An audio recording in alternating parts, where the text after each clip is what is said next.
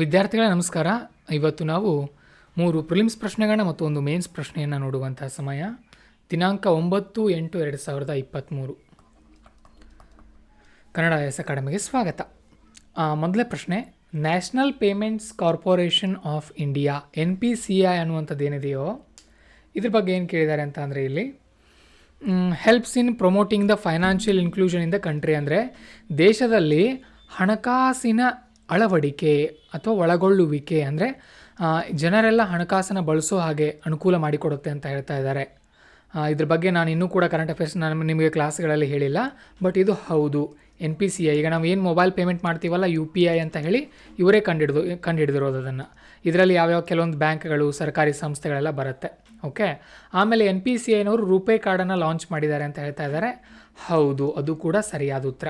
ಇದು 2017ರಲ್ಲಿ ತುಂಬ ಸಿಂಪಲ್ ಆಗಿ ಕೇಳಿರುವಂಥ ಪ್ರಶ್ನೆ. ಇದ್ರ ಉತ್ತರ 1 ಮತ್ತು 2 ಆಗುತ್ತೆ. ಓಕೆ, ಸರಿ.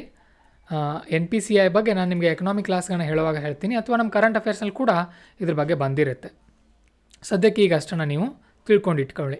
ಈಗ ನೆಕ್ಸ್ಟ್ ಪ್ರಶ್ನೆ ನಮ್ಮದು, which of the following is most likely consequence of unified payment interference, ಅಂದರೆ UPI ಯೂಸ್ ಮಾಡ್ತೀವಲ್ಲ ನಾವು ಮೊಬೈಲ್ನಲ್ಲಿ, ಇದರಿಂದ ಏನಾಗುತ್ತೆ ಅಂತ ಕೇಳ್ತಾ ಇದ್ದಾರೆ.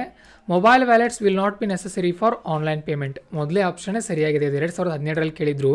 ಈಗ ಫೋನ್ಪೇನಲ್ಲಿ, ಪೇಟಿಎಮ್ನಲ್ಲಿ ಮೊದಲು ಏನಿತ್ತು ಅಂತ ಅಂದರೆ ವ್ಯಾಲೆಟ್ಸ್ ಅಂತ ಇರ್ತಾ ಇದ್ವು. ನಾವೇನು ಮಾಡಬೇಕಾಗಿತ್ತು ಅಂದರೆ ಮೊದಲು ನಮ್ಮ ಬ್ಯಾಂಕ್ನ ಅಕೌಂಟ್ನಿಂದ ಮೊಬೈಲ್ ಫೋನ್ಗೆ ಮೊದಲು ದುಡ್ಡನ್ನು ಟ್ರಾನ್ಸ್ಫರ್ ಮಾಡ್ಕೊಳ್ಬೇಕಾಗಿತ್ತು, ಆಮೇಲೆ ಬೇರೆಯವ್ರಿಗೆ ನಾವು ದುಡ್ಡನ್ನು ಹಾಕಬೇಕಾಗಿತ್ತು. ಬಟ್ ಈಗ ಹಾಗಿಲ್ಲ, ಡೈರೆಕ್ಟಾಗಿ ಇಲ್ಲಿಂದಾನೇ ಇಲ್ಲಿಗೆ ನಾವು ಕಳಿಸ್ಬೋದು. ಜಸ್ಟ್ ಮೊಬೈಲನ್ನು ನಡುವೆ ಯೂಸ್ ಮಾಡಿದರೆ ಸಾಕು. ಇದನ್ನು UPI ಅಂತ ಕರಿತೀವಿ ಅಲ್ವಾ. ಸೊ ಆ ಮೆಥಡನ್ನು ಹೇಳ್ತಾ ಇದ್ದಾರೆ, ಅಷ್ಟೇ ಸಾಕು ಅದ್ರ ಬಗ್ಗೆ. Which one of the following statement correctly describe the meaning of legal tender. Legal tender ಅಂತ ಹೇಳಿದ್ದೀನಿ ನಾನು. ಏನು ಗೊತ್ತೆ ನಿಮಗೆ? ಫೇಟ್ ಮನಿ, ಫಿಯೇಟೋ ಏನಿದೆ ನೋಡಿ ಅದು.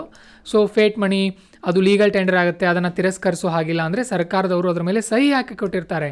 ಈಗ ನೀವು ಯಾರ ಹತ್ರನ ಒಂದು 10 ಲಕ್ಷ ರೂಪಾಯಿ ಸಾಲ ತೊಗೊಂಡಿದ್ದೀರಿ ಅಂತ ಅಂದರೆ ನೀವು 500 ನೋಟುಗಳನ್ನ ಕಂತೆಯಲ್ಲಿ ತೊಗೊಂಡು ಅದನ್ನು ಒಯ್ದು ಕೊಡ್ತಾ ಇದ್ರೆ ಅದನ್ನು ಅವ್ರು ತಿರಸ್ಕರಿಸೋ ಹಾಗಿಲ್ಲ, ಕಡ್ಡಾಯವಾಗಿ ಅದನ್ನು ಅವರ ತೆಗೆದುಕೊಳ್ಳೇಬೇಕಾಗತ್ತೆ.